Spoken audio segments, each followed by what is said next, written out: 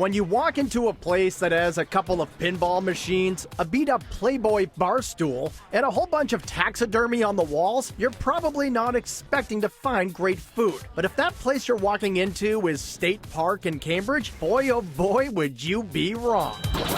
Located in an underground spot in Kendall Square, State Park is 1 part restaurant, 1 part bar, and 0 parts pretense. It's the kind of place chef-owner Barry Maiden likes to call a high dive. We really like to refer to it as a high dive sometimes, you know, it's like divey, but it's like a little bit higher end than a dive bar. So you get the dive bar feel, but you get also really good service, really good food, really good drink. I mean, it's just a hell of a place to hang out. As soon as you enter State Park, you're greeted by a wood shingled foyer and a swinging screen door. There's pool, tabletop shuffleboard, a giant homemade diorama, and plenty of old school beer signs. It's the kind of place that feels like it's always been there and makes even first time visitors feel like they've been here before. It reminds you of somewhere else, like it reminds you of a bar that you've been to in Wisconsin, or it reminds you of a bar you've been to in Ohio or Oregon or wherever it is that you're from. Everybody that comes in has a memory of a bar that they've been to that this reminds them of.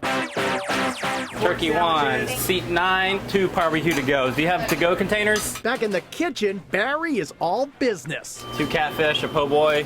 You get the knives on hand for the snappy pork. He grew up in rural Virginia and has earned praise for his southern cooking at his other restaurant, Hungry Mother, right around the corner. Here at State Park, the menu is filled with incredibly delicious bar food, also served with a southern slant, like a heaping pile of tobacco onions, a chopped barbecue pork sandwich with slaw, and the grilled pimento cheese with bacon and tomato. It's just the grilled cheese on crack kind of thing. It's like grilled cheese with all this flavor. You get this crunchiness of the bread, and then when you bite into it, the cheese is just like kind of just set enough. You don't want it to like all fall out, and you eat it and you get the nice spicy flavors and the ooziness of the cheese. And when you eat it all together, it just works.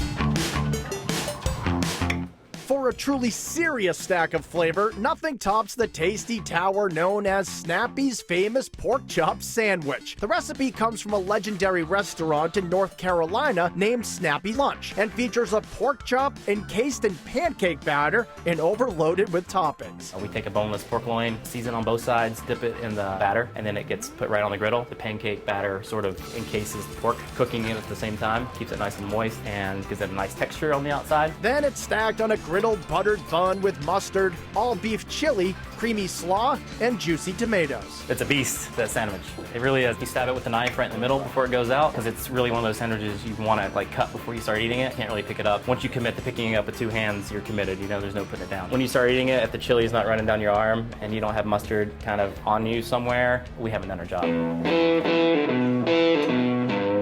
Iconic southern dishes are all over the menu at State Park, including a curious concoction known as Memphis Barbecue Spaghetti, featuring pasta tossed in a blend of marinara and barbecue sauce studded with crispy, smoky, burnt ends. It's kind of a wow factor just because they don't expect all the flavor that's in there. Very bold, a little bit spicy, piping hot. You know, it hits all those high notes. It's like a dish that you eat and you remember it because of all the bold flavors. Of course, no dish speaks of the South more than fried chicken, and Barry's version does not disappoint. It's brined in buttermilk and encased in a thin and crispy coating. Most order it topped with sweet and spicy Tabasco honey, but true heat seekers know that the best way to go is to ask for it Nashville hot. I love spicy food, so for me, I wanted to offer a regular chicken that everybody can enjoy, and then for those who are a little bit more brave and daring to try something really spicy. This fiery version tosses the fried chicken in a devilish sauce of ghost chilies, smoked paprika, and cayenne, with a little sugar and garlic to round out the flavor. It has that sweet, hot flavor that's really addicting. So as you're eating the chicken, it's not just so hot you can't taste anything. It actually has flavor to it, but then it just kind of lights you up and takes your breath away a little bit, and then you start to sweat, and you can feel the sweat coming down, and that's what I wanted. And the people that get it and eat it, and they're like, that was just